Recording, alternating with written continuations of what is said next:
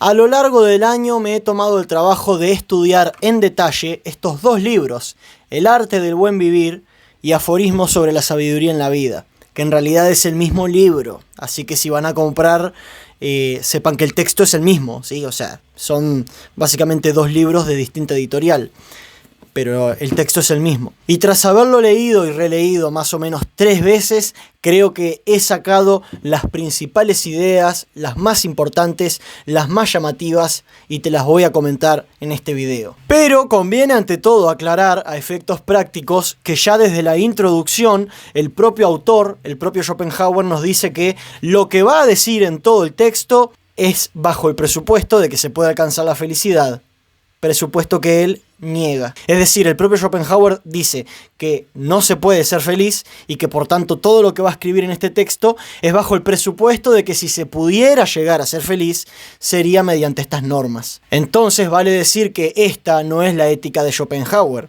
Esta es la ética de Schopenhauer basándose en un estudio eudemonológico que él considera que parte de una base incorrecta. Su verdadera ética la encontramos en el mundo como voluntad y representación. En este ladrillo es que se encuentra su verdadera ética, aunque el libro habla de muchas más cosas, pero hay una sección dedicada a la ética, y la ética de este libro pues es distinta a la de este libro. ¿Por qué? Porque la de este libro es con el presupuesto de que se puede ser feliz, y la de este libro es bajo la realidad de que es imposible alcanzar una felicidad verdadera. Podríamos hablar de la ética de este libro, que sería la verdadera de Schopenhauer, la real. Para dejarlo resumido y no dar muchas más vueltas, básicamente lo que dice es que la forma de ser feliz es negando la naturaleza humana hasta donde se la pueda negar. Es decir, reducirse a comer, dormir y dedicarse puramente a lo intelectual, a las ideas, a leer, a escribir, a pensar, a reflexionar, pero no preocuparse demasiado o no darle mucha importancia a los sucesos naturales. Porque para Schopenhauer, el mundo, naturalmente, es decir, la vida misma, la biología, está diseñada para ser infeliz. Y la única forma de lograr una felicidad verdadera, según la verdadera ética de Schopenhauer, es pues básicamente dedicándose a lo intelectual y tratar de escapar lo máximo posible de la vida. Así que este libro, porque como dije son el mismo, pues básicamente en realidad lo que vienen a hacer es una recopilación de las principales ideas filosóficas, de las principales filosofías y religiones antiguas. Este libro, para que te hagas una idea, es, por así decirlo, como un resumen o una compilación de las principales doctrinas éticas de las religiones cristianas, judías, árabes, chinas, indias, etc. Es como una especie de compilado de filosofías clásicas en un libro de ética. Habiendo aclarado esto, procedo con las principales ideas que Schopenhauer recopila en estos libros. Y la primera idea es con la que Schopenhauer empieza el libro,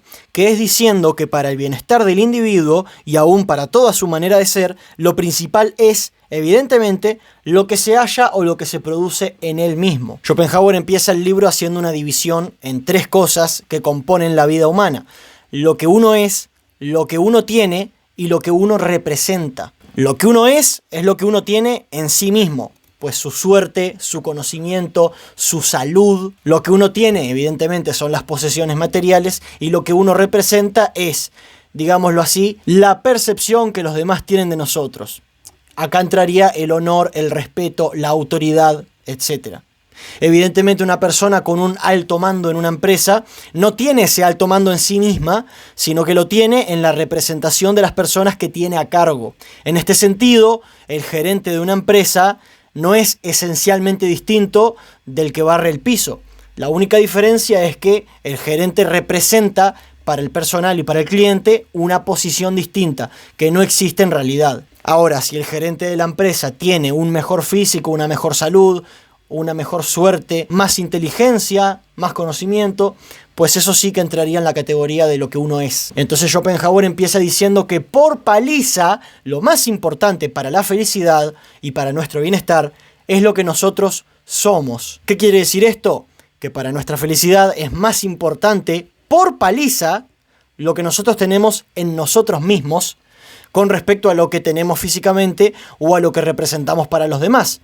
En este sentido, por ejemplo, tener buena salud, dice el propio Schopenhauer más adelante en el libro, es lo más importante o lo que más contribuye a la felicidad. Evidentemente, Schopenhauer nunca dice que solamente con tener buena salud se puede ser feliz, pero aclara que la salud para él es lo más importante, es lo más esencial, y que si tenemos que cambiar plata, posesiones materiales, rango, honor o lo que sea por salud, hay que hacerlo. La salud no tiene precio. Tiene una cita que me pareció bastante interesante que yo la subrayé. Dice: todo esplendor, toda alegría es pobre, reflejada en la conciencia de un necio, enfrente de la conciencia de un Cervantes, cuando en una prisión incómoda escribió el Quijote. El ejemplo del Quijote me parece fantástico, es decir, Cervantes tenía en sí mismo un talento que le permitió escribir una de las mejores obras de la historia de la literatura estando preso. Porque claro, tenía talento en sí mismo, no importaba tanto el lugar en el que estuviera, porque el lugar forma parte de el mundo exterior. Y en este sentido estamos hablando de el mundo interior, o lo que nosotros tenemos por nosotros mismos acá y en la China. La siguiente idea tiene que ver con la sociabilidad. Y la sociabilidad en Schopenhauer es un factor clave. Dice textualmente: la superioridad de la inteligencia lleva a la insociabilidad. Por cuanto más un hombre posee en sí mismo, menos necesita del mundo exterior y menos los demás le pueden ser útiles. Así se ve en suma que todo individuo es tanto más sociable cuanto más pobre de inteligencia y en general más vulgar, porque en el mundo no se puede elegir sino entre el aislamiento y la comunidad. ¿Cuál es el razonamiento de Schopenhauer? El siguiente: cuanto más un hombre tenga en sí mismo, menos necesita de los demás. Esto parece que es lógico, de donde se sigue que los que más necesitan de las demás personas para sentirse bien son los que menos tienen en sí mismos, y como tienen menos en sí mismos, son más infelices. De donde se sigue que el que tiene muchos amigos tiende a ser más infeliz o tiende a ser más pobre espiritualmente que el que es rico espiritualmente y tiene menos amigos. Se supone que las personas que tienen pocos amigos o ningún amigo es porque son capaces de ser felices sin relacionarse con otras personas y por tanto les alcanza consigo mismos. De alguna manera es como que cubren la necesidad de tener amigos con su propio ser. Entonces es como si tuvieran una superioridad interna. La siguiente idea que propone Schopenhauer con respecto al estudio de la felicidad o de la vida feliz tiene que ver con las discusiones. ¿Nunca les ha pasado que ustedes saben que algo es cierto porque lo han estudiado en la universidad, o es un descubrimiento científico, o es algo que es patentemente cierto, y viene algún familiar o algún amigo y se los discute simplemente por llevarles la contraria? Bueno, pues justamente Schopenhauer aborda este tema y lo que nos dice es que no combatáis la opinión de nadie. Pensad que si se quisiera disuadir a la gente de todos los absurdos en los que creen, no se acabaría aún cuando se alcanzase la edad de Matusalén. Entonces, uno de los pilares en Schopenhauer también para alcanzar la felicidad es no discutir con gente que nosotros sabemos que están equivocados y que no van a cambiar de opinión. Este consejo evidentemente parece obvio, pero muchas veces lo dejamos de lado. Yo por lo menos a veces me pongo a discutir con gente que dice cosas que son falsas simplemente por discutir, cuando en realidad eso no se debería hacer. Cuando nosotros sabemos que tenemos la razón y sabemos que la otra persona está equivocada y sabemos que la otra persona no va a aceptar su error, pues ¿para qué nos vamos a gastar en discutir con esa persona, en intentar convencerla? No sirve de nada. Además, el propio Schopenhauer dice que ser idiota es uno de los derechos fundamentales del ser humano. Lo dejo ahí. La siguiente idea, y esta es una de las que a mí personalmente más me gustan, tiene que ver con la opinión que los demás tienen de nosotros. Claro, muchas veces nos pasa que nos ponemos tristes porque una persona piensa que nosotros somos malos, o cuando ocurre algo y una persona que nosotros queremos piensa que nosotros actuamos con perversidad, ¿no? Porque de repente algo nos sale mal, pero la otra persona piensa que nosotros intencionalmente lo hicimos mal, o nos olvidamos de algo, supongamos, y la otra persona piensa que intencionalmente nos olvidamos, y entonces nos ponemos tristes, nos deprimimos, porque la otra persona tiene una opinión mala o distorsionada de nosotros mismos. Nosotros sabemos que actuamos con honor, nosotros sabemos que actuamos pues con decencia, y la otra persona piensa que actuamos con maldad, y eso nos perturba. Por eso Schopenhauer nos recuerda que todo ser vive y existe ante todo por su propia cuenta, por consiguiente principalmente en sí y para sí. La imagen de nuestro ser, tal como se refleja en la mente de los demás hombres, es algo secundario, derivado, eventual, no refiriéndose al original, sino muy indirectamente. Además, las cabezas de las masas son un local demasiado miserable para que nuestro verdadero honor pueda hallar sitio en él. No se puede hallar aquí más que una felicidad quimérica. Y dice más adelante, como nuestro mayor placer consiste en que se nos admire, y como los demás difícilmente consienten en admirarnos, aun cuando la admiración esté plenamente justificada, resulta que es más feliz aquel que, no importa cómo, ha llegado a admirarse sinceramente a sí mismo. Solamente no debe dejarse descaminar por los demás. Esta idea está buenísima, ¿no? Esto de admirarnos a nosotros mismos y que con eso nos alcance. Nosotros sabemos lo que hacemos, sabemos cuánto nos cuesta hacer lo que hacemos, cuánto nos cuesta esas horas de estudio, esas horas de trabajo, esas horas que le dedicamos a inventar proyectos, a estar con nuestra familia. Y bueno, nosotros sabemos más que nadie si somos personas nobles. Y entonces, con esa admiración propia nos debería alcanzar. En general, y como hemos dicho al comienzo de este capítulo, el valor concebido a la opinión es completamente desproporcionado e irracional, hasta el punto de que Hobbes ha podido decir en términos muy enérgicos, pero con gran justicia, toda alegría del alma, y acá está citando a Hobbes, toda satisfacción procede de que, comparándose a los demás, se pueda tener una alta opinión de sí mismo. Y más adelante dice, porque lo que un hombre puede ser mejor es para él mismo quien debe serlo. Es decir, si vamos a mejorar, tiene que ser para nosotros, no para los demás. Me parece que está muy interesante esto de la opinión de los demás, porque muchas veces nos pasa, por lo menos a mí me pasa, que me amargo cuando otras personas tienen opiniones distorsionadas de lo que yo hago o principalmente de mis intenciones. Yo sé más que nadie la intención que tuve al hacer lo que hice y si me salió mal, pues no fue porque yo haya querido que salga mal, simplemente salió mal en contra de mi voluntad. Y la siguiente idea, que es una de las principales de Schopenhauer, si no es la principal, o sea, es lo más importante en la ética schopenhaueriana, es que no hay que perseguir los placeres, sino que hay que evitar los dolores. Cuando nosotros actuamos en la vida y queremos trazar una directriz hacia la cual queremos dirigirnos, no tenemos que buscar los placeres, no tenemos que ir hacia los placeres, sino que tenemos que ir hacia donde no hay sufrimiento. Tenemos que intentar evitar los males, porque en la ética schopenhaueriana y de hecho en toda la cosmovisión schopenhaueriana, en toda la metafísica schopenhaueriana, lo único que existe es lo malo. Y lo que se puede hacer para ser feliz es evitar lo malo. Pero lo bueno no existe. En Schopenhauer los placeres son mentiras, o sea, son ilusiones que nos hacemos. Lo único que existe es el sufrimiento. Entonces lo que hay que hacer pues es evitar el sufrimiento porque es lo único que podemos hacer. Dice Schopenhauer, si se obedece la regla aquí expuesta, si se establece el plan de vida con el propósito de cortar los sufrimientos, es decir, de huir de la necesidad, la enfermedad y toda otra desdicha, entonces el fin es real. Se podrá obtener algo, y tanto más cuanto el plan haya sido más exento de este prejuicio de la persecución del bienestar positivo. Y acá hace una cita de Goethe que está muy buena. Dice, aquel que quiere libertarse de un mal sabe siempre lo que quiere. Aquel que busca algo mejor que lo que tiene es tan ciego como el que padece las cataratas. Nosotros conocemos el mal que queremos evitar, pues se supone que sabemos lo que queremos evitar, pues sabemos más o menos cómo hay que hacer para evitarlo. Cuando buscamos una satisfacción o una felicidad, no sabemos del todo qué es lo que tenemos que hacer. Es decir, no sabemos qué es lo que nos hace feliz. Sabemos qué es lo que nos entristece, sabemos qué es lo que nos hace mal. Las enfermedades, los vicios, no sé, dormir mal, alimentarse mal, pero no sabemos del todo bien qué es lo que nos hace feliz. Porque en la cosmovisión schopenhaueriana no existe algo que te haga feliz, simplemente existe algo que no te hace sufrir. Dice Schopenhauer, ciertamente nacemos todos en Arcadia, como dice Schiller. Es decir, abordamos la vida llenos de pretensiones a la felicidad, al placer y mantenemos la loca esperanza de alcanzarlos.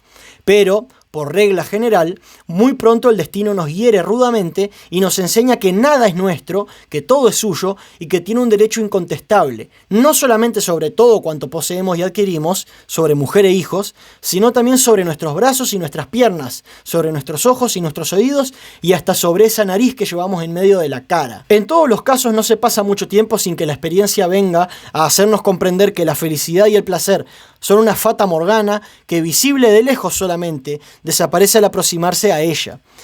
Pero que en cambio el sufrimiento y el dolor tienen realidad, que se presentan inmediatamente y por sí mismos sin exigirle nada a la fantasía. Reconocemos así que lo mejor que nos puede ofrecer el mundo es una existencia sin penas, tranquila, soportable, y a una vida tal limitamos nuestras exigencias, a fin de poder disfrutarla más seguramente, porque para no llegar a ser muy desgraciado, el medio más seguro es no desear ser muy dichoso. Se conecta también con otra idea, que es la de no pretender alcanzar demasiada felicidad en la vida. Los estándares de nuestra vida, los estándares de la felicidad o del bienestar que vamos a conseguir, no tienen que estar muy por encima. Simplemente tenemos que desear no sufrir. Ya si tenemos momentos felices, mejor. Pero lo que tenemos que desear, principalmente para no desilusionarnos, la vida suele ser decepcionante, pues lo que no tenemos que desear es ser muy felices precisamente. No hay que poner las esperanzas de la felicidad demasiado altas, porque lo más probable es que no lo logremos, y esto creo que cualquier persona lo sabe. ¿Cuántas veces pensamos que algo nos va a hacer muy feliz y al final cuando lo tenemos o cuando lo vivimos resulta ser que no era para tanto? Y dice Schopenhauer más adelante en el libro, no hay camino que más nos aleje de la felicidad, ojo con la frase, no hay camino que más nos aleje de la felicidad que la vida en grande.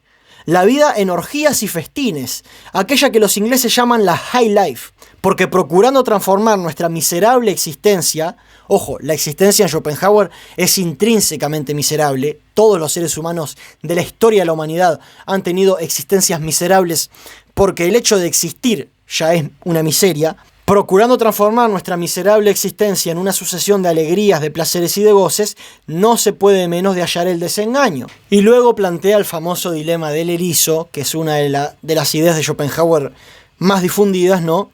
Que es esta idea, yo ya lo comenté en un video anterior, hace mucho tiempo lo dije, es la idea de que para vivir en sociedad el ser humano tiene que hacer como los erizos cuando hace mucho frío. Me explico, cuando hace mucho frío, es una alegoría de Schopenhauer, ¿no? Cuando hace mucho frío, suponete que hay un montón de erizos en grupo y hace mucho frío, entonces claro, se tienen que acercar para transmitirse calor porque se están cagando de frío. Pero ¿qué pasa? Si los erizos se acercan demasiado, se empiezan a pinchar con sus propias púas.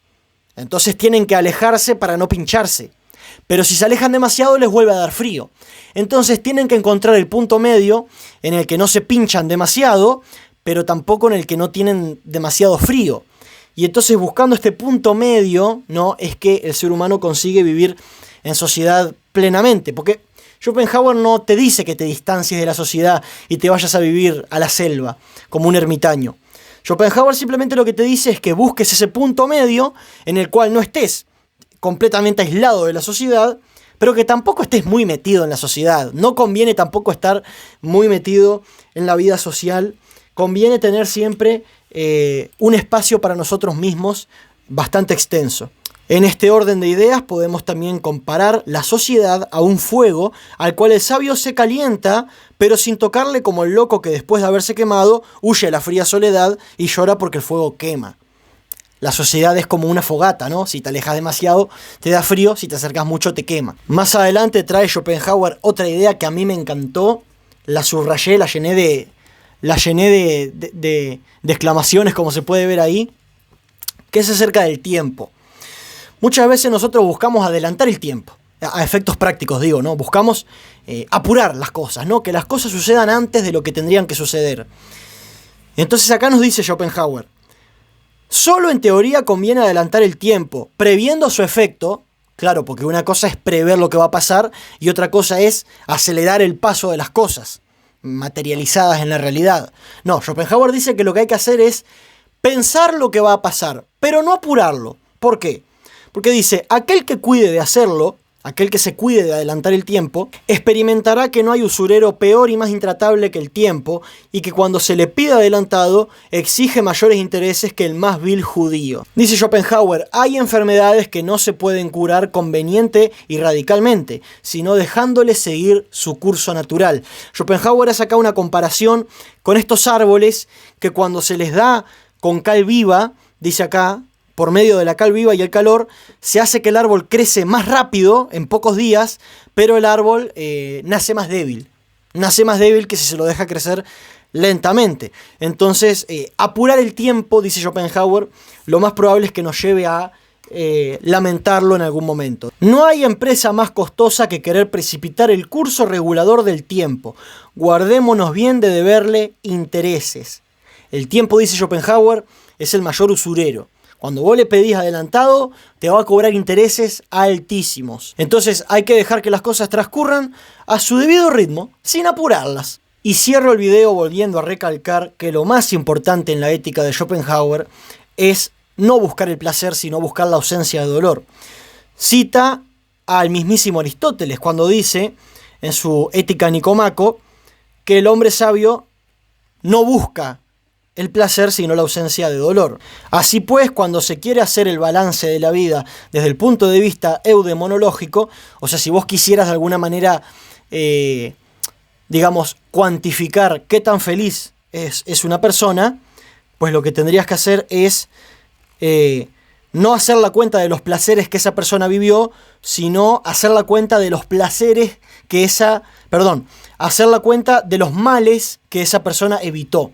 La persona que se ha procurado su vida, que se ha encargado de evitar dolores, lo más probable es que tenga una vida mejor que la que simplemente se ha dedicado a perseguir placeres. La eudemonología, es decir, un tratado de la vida feliz, debe comenzar por enseñarlos que su mismo nombre es un eufemismo y que por vivir feliz debe entenderse simplemente menos desgraciado. Y en realidad la vida no es para que se disfrute de ella, sino para que se desentienda uno de ella lo antes posible. El hombre más feliz es, pues, el que pasa la vida sin grandes dolores, tanto en lo moral como en lo físico, y no el que tiene de su parte las alegrías más vivas o los goces más intensos.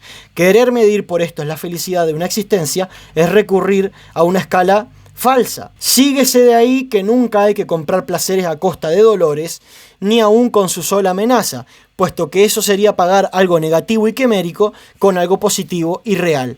En cambio, hay beneficio en sacrificar placeres para evitar dolores. No hay verdaderamente locura mayor que querer transformar este teatro de miserias en un lugar de placer y perseguir goces y alegrías, en vez de tratar de evitar la mayor suma posible de dolores. Así que si te tenés que quedar con una sola idea de la ética schopenhaueriana, ya sabés, el hombre sabio no busca los placeres, sino que busca evitar los dolores, vivir tranquilo. Así que bueno, no me extiendo mucho más, este fue el video de hoy, espero que te haya gustado y déjame un comentario, ¿qué te parecen los consejos éticos de Schopenhauer? Y si tenés algún otro que quieras compartir porque leíste su obra, pues sos más que bienvenido de hacerlo en la caja de comentarios. No tengo nada más que decir, nos vemos en siguientes videos y muchas gracias por llegar hasta el final.